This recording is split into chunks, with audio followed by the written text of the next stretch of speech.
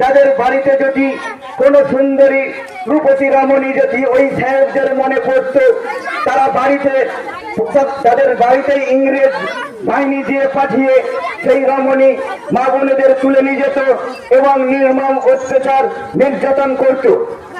সেই নির্যাতন থেকে মুক্তি পাওয়ার জন্য আমাদের ভারতবর্ষে বাদল দিনের তিতিনুর সহ আসমাকুল্লাহ, মাতঙ্গিনী হাজিরা এবং বহু বীর এই দেশকে স্বাধীন করেছে তাদের জীবন দিয়ে। ক্ষুদিরাম বসু ফাঁসি ঝুলেছে, কিন্তু এই দেশের স্বাধীনতার জন্য তিনি এক পা পিছু হাঁটেননি। তাই এই দেশ আজ আমরা আনন্দ উল্লাস করছি, আমরা আনন্দ ভোগ করছি এত সহজে, কিন্তু আমরা ইতিহাসটাও ভুলে গেছি যে এই দেশকে স্বাধীনের পেছনে বেশিরভাগ যদি জীবন দিয়ে থাকে মুসলিম এবং বড় বড় আলেম সম্প্রদায় মানুষ আগিয়েছিল।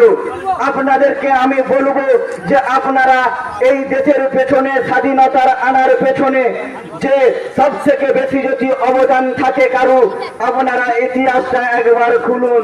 কারণ আপনারা জানেন কিছুদিন আগে একজন বলেছিল যে যদি নামাজ পড়তে হয় পাকিস্তানে চলে যান, যদি নামাজ পড়তে হয় বাংলাদেশ চলে যান।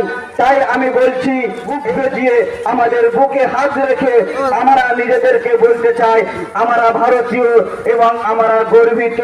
তাই ভারতবর্ষ জিন্দাবাদ বলে আমার বক্তব্য আমি শেষ করছি। ভালো থাকবেন, সুস্থ থাকবেন। ভারতবর্ষ জিন্দাবাদ। বন্দের